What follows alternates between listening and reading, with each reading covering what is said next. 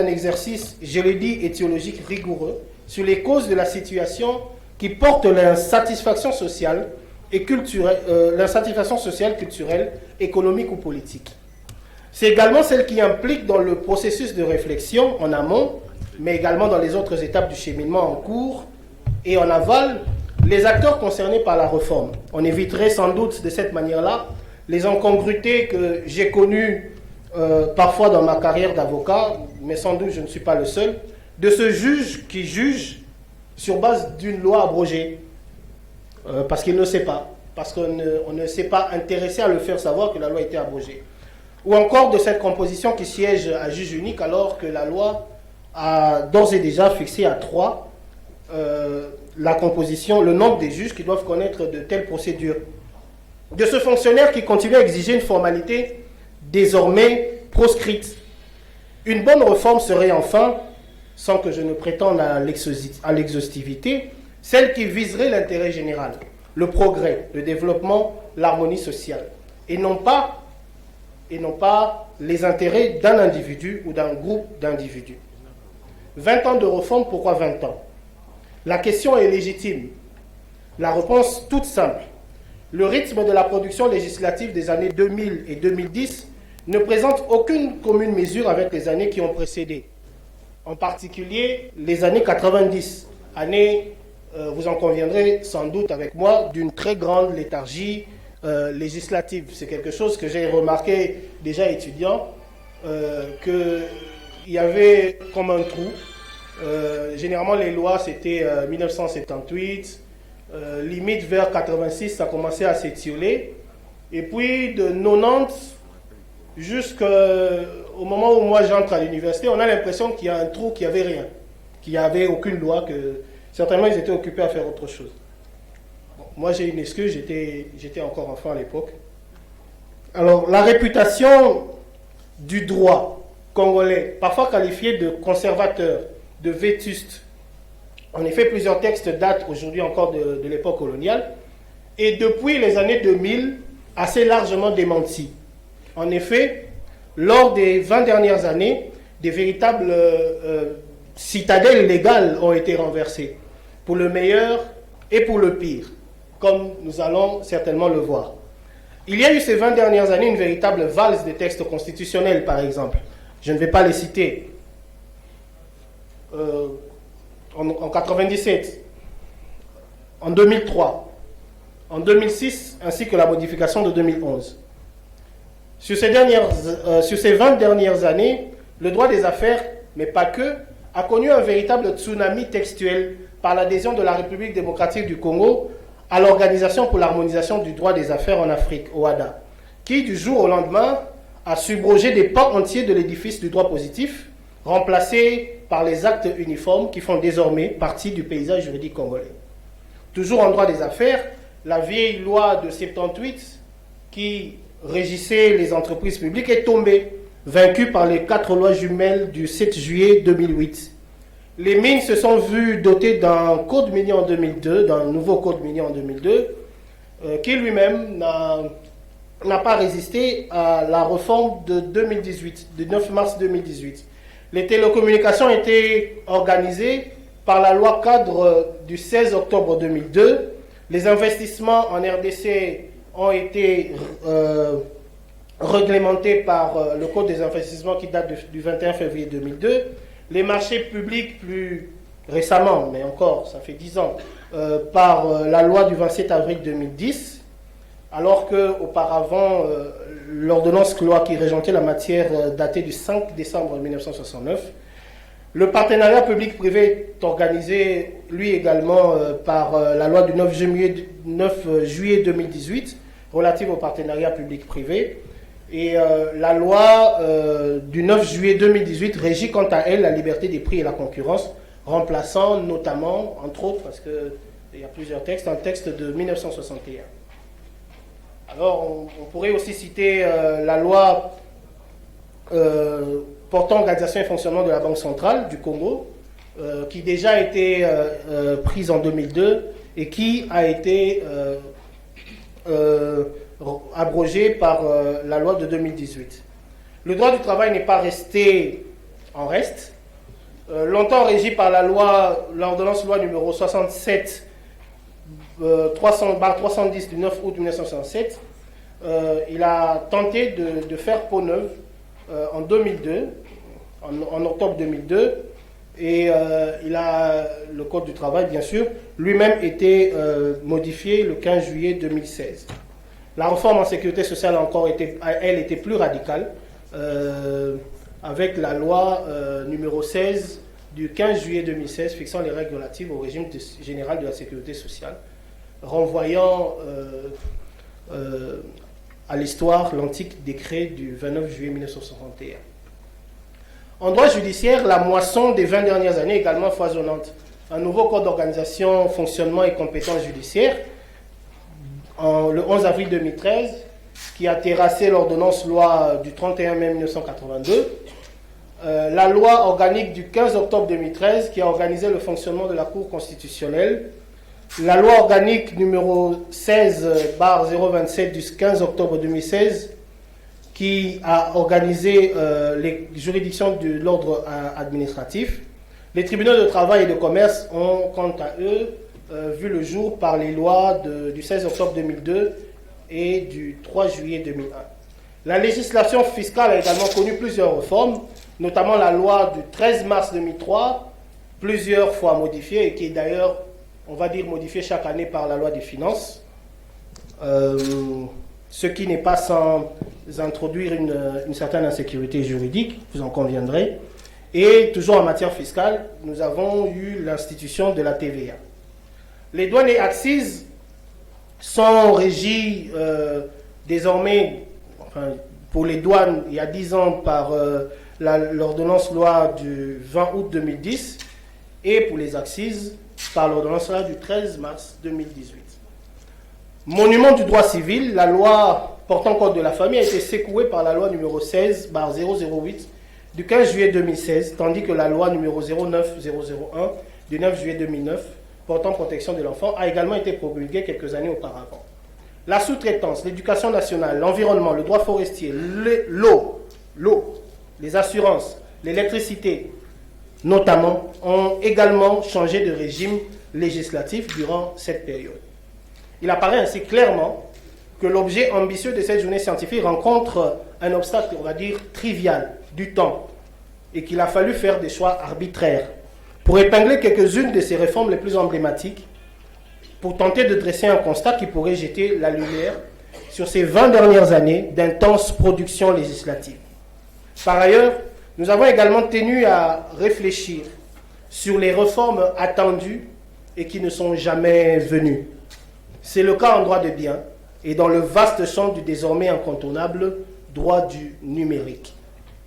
Pour chacune de ces questions, les experts les plus qualifiés vont nous apporter leur lumière. Et s'il est certain qu'à la fin de cette journée, nous n'aurons pas trouvé toutes les réponses à nos interrogations, il est cependant sûr que nous aurons affiné nos questions. Car j'aime l'idée que se poser les bonnes questions est plus utile que prétendre apporter des réponses.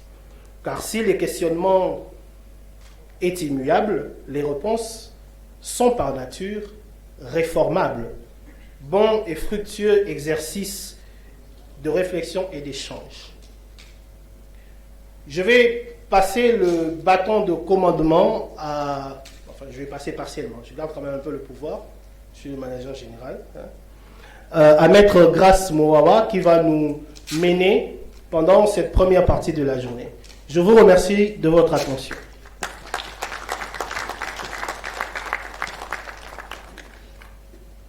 Et enfin, pour cet avant-midi, bien qu'il est 12 heures passées, nous allons faire appel au professeur Gaston Kaboué, qui est professeur à la faculté de droit de l'Université de Kinshasa et avocat au barreau de Kinshasa-Gombe, et qui va nous entretenir pendant 15 minutes sur la loi numéro 16/008 du 15 juillet 2016, le rendez-vous manqué de la réforme du droit de la famille. Monsieur le professeur, vous avez 15 minutes. Merci beaucoup. Je me prive d'adresser des propos courtois aux organisateurs, puisque dès l'entame de la prise de parole, mes minutes sont comptabilisées. il m'avait été demandé de réfléchir sur la réforme du Code de la famille et j'avais opté pour parler du rendez-vous manqué de cette réforme réalisée en 2016. Mais comme vous le remarquez, il serait présomptueux de prétendre en 15 minutes dresser un bilan d'une réforme qui a pris autant d'années. Je m'efforcerai à travers ces mots et devant cet auditoire à illustrer quelques cas de manière à avoir un aperçu général sur cette réforme. Je m'en vais d'abord dire un mot sur le contexte. La réforme du Code de la famille était l'une des plus attendues de la décennie. Pourquoi attendue? Puisque à l'issue des 25 ans d'anniversaire du Code de la loi de 1987, il s'était dressé un bilan qui était morose. Il s'est révélé que, après avoir été soumis à l'interprétation des cours et tribunaux, la loi de 1987 avait fait l'objet d'une interprétation, de plusieurs interprétations. Plusieurs concepts ont été interprétés. Je m'en vais ici rappeler les cas du conjoint survivant, la notion du bon père des familles. Pendant le même temps, cette loi a été retouchée, retranchée, au vu des besoins de son application. Au même moment, la République démocratique du Congo a adhéré à certaines conventions dont elle a ratifiées. Au point que, à l'issue de tous ces ajustements, le Code de la famille commençait à être illisible et posait, ça contredit les besoins de sa réforme. Alors, je m'en vais effectivement dresser un bilan. Et pour bien faire un bilan, il faut d'abord savoir quels étaient, définir et identifier les objectifs qui s'assignent une loi pour bien le juger. S'agissant de la loi de 2016 du 15 juillet, on peut retenir des choses. Contrairement à tout ce qui avait été dit, elle avait pour mission de pouvoir améliorer les statuts de la femme mariée ainsi que de l'enfant. Dès sa promulgation, nous avons reçu quelques réactions. Plusieurs critiques ont commencé, portant tant sur la forme que sur le fond. Sur la forme, nous sommes aperçus directement que l'intitulé était tronqué, puisque cette loi était intitulée comme portant modification et complétant le Code de la famille. Ça donnait l'illusion qu'il s'agit d'une réforme globale, alors qu'en réalité, il n'y avait que des aspects qui étaient retouchés.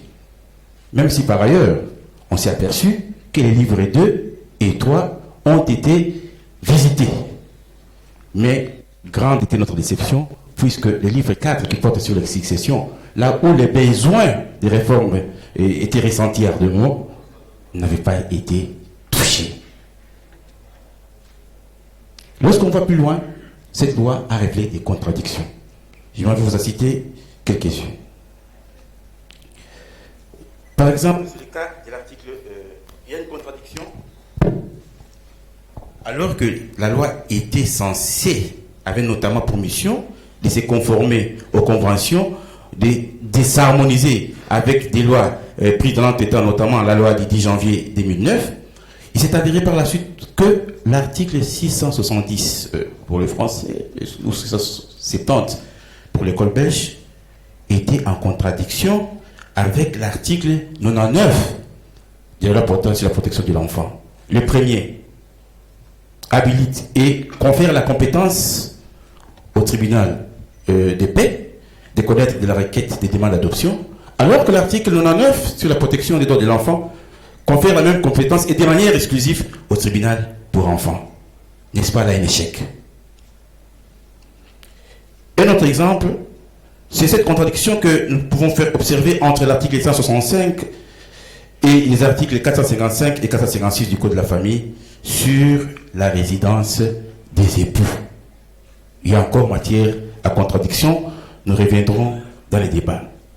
Une autre, le revers de la réforme, c'est aussi cette abrogation que nous estimons injustifiée et sans motif valable de l'article 915. Pour la petite histoire, Le décret du 4 mai 1895, portant Code civil livre 1er, avait à son titre 2 toute une disposition qui fondait l'application du Code DIP sur les règles en matière de droit international privé, et dont les soubassements étaient renvoyés à l'article 915. Par mégarde, le législateur de 2016 va, dans les lots dispositions abrogées, aussi abroger l'article 915, au point qu'au jour d'aujourd'hui, ces dispositions chères qui constituent pour nous le code des DIP demeurent sans fondement et créent un principe, une discussion sur sa légalité. Voilà un peu brosser le contexte pour revenir à l'essentiel de mon intervention, puisque nous l'avons dit que la mission du législateur, c'était améliorer les statuts de l'enfant et de la femme. Est-ce qu'a-t-il réussi son pari? Je m'en vais vous donner juste un exemple. La meilleure façon de protéger un individu, un incapable, c'est de lui organiser un régime juridique de protection. Sinon, son incapacité déclarée devient une punition. L'enfant est déclaré à l'article 215 comme un incapable. Il est frappé de l'incapacité d'exercice. Mais quel est le régime qui accompagne et qui couvre son incapacité? Je l'ai cherché, mais quelle était ma désolation lorsque je réalise que et le code de 1987 et celui de la réforme de 2016 entretient une controverse sur la question. Et je vous épargne de la position de la jurisprudence. L'article 317 dit que l'enfant mineur reste sous la responsabilité de ses pères et mères quant à sa protection. Point barre. Mais l'article ne définit pas en quelle qualité les pères et mères gèrent l'enfant et ses biens. Est-ce en tant que représentant, en tant qu'administrateur? La loi ne le dit pas. Je suis ici devant des juristes. Vous savez que la représentation, c'est une technique juridique qui a des sources. Elle est soit conventionnelle, soit légale. D'autres dire que les parents représentent leur enfant. En tout cas, je me permets, et je prends les risques ici, dans le régime de l'autorité parentale, moi je pense que c'est plus le régime de la soumission que celui de la représentation. Puisque la loi ne dit rien. Par contre, s'agissant de la tutelle, la loi est claire. L'article 222 du Code de la famille dit l'enfant qui n'a ni père, qui est dépourvu de père et de mère, est pourvu d'un tuteur qui le représente. La loi est claire sur cette question. Mais pas pour le premier cas. Je m'en vais encore, s'agissant de l'enfant émancipé. L'article 293, ancienne formule 1987, disait que lorsque l'enfant est émancipé, il devient apte à poser des actes pour lesquels il a reçu l'émancipation. Pour les restes des actes, il est assisté par un curateur. Ça veut dire qu'on les soumettait sous le régime de l'assistance. Mais malheureusement, la réforme de 2016 connaît un recul sur cette question. Pour les actes non autorisés, le législateur soustrait l'enfant du régime de l'assistance, qui était un régime d'évolution, et les rabat encore vers le régime de la représentation. Là, c'est un recul. Lorsqu'on émancipe un enfant, c'est qu'on lui connaît un niveau de capacité, on doit lui permettre d'aller vers les principes de la majorité en lui organisant une pré-majorité et non à organiser un recul. Enfin, vient un débat qui suscite l'article 296 du Code de la famille. Cet article 296, je peux vous lire rapidement, dit ceci, les contrats faits par les mineurs ne pourront être annulés si les co-contractants du mineur a pu croire de bonne foi que ce dernier avait reçu l'autorisation de les conclure et s'il n'a pas abusé de son inexpérience. Une chose est son contraire. L'article 215 frappe l'enfant d'incapacité, mais l'article 196 permet aux mineurs de poser seuls des actes, mais moyennant autorisation de ses pères et mères ou de son tuteur. Donc, le principe est que un mineur non émancipé, s'il pose un acte, par principe, est valable, s'il est autorisé. Donc, cet article relève les mineurs de son incapacité. Vient enfin une jurisprudence de la Cour suprême dans un dossier RC 1416 où la Cour de cassation, ancienne formule, a dit que un mineur qui avait passé un contrat assisté de ses parents, ce contrat était valable puisqu'il était assisté. Voilà pour un même individu, un enfant, soumis concomitamment, selon son statut, au régime de soumission, d'assistance, de représentation et d'autorisation. Où est passée la protection de l'enfant? Monsieur le législateur de 2016, qu'avez-vous fait? Parlant, s'agissant de la femme mariée. S'agissant de la femme mariée, le législateur dit: j'instaure les principes de l'égalité entre époux. Fini l'article 454 qui faisait du mari chef de famille. Voilà. Maintenant, la direction du ménage sera. Mais qu'avons-nous remarqué après promulgation? Mais les choses n'ont pas assez changé, puisque le même législateur va se contredire aux articles 165, puisqu'il impose à la femme d'avoir sa résidence chez l'époux. Il va à l'article 444, il continue à dire que le mari est le chef des ménages. À l'article 490, il dit, quel que soit le régime opté, la gestion est présumée appartenir au mari. Enfin, à l'article 712, il dit, le mari est toujours l'autorité domestique. Mais lorsque vous prenez une réforme avec un objectif, il faut voir les fils conducteurs de la réforme dans le vécu, et ces dispositions effectivement montrent la suprématie du mari sur son épouse. Je m'en vais pour terminer par là en disant, même lorsque vous voyez encore les libellés du Code de la famille dans sa partie autorité parentale, chaque fois qu'on dit les pères et mères, on aurait dû remplacer cette expression par les parents.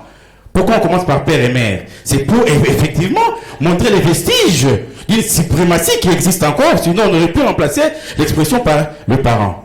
Et j'ai dit et je vous remercie.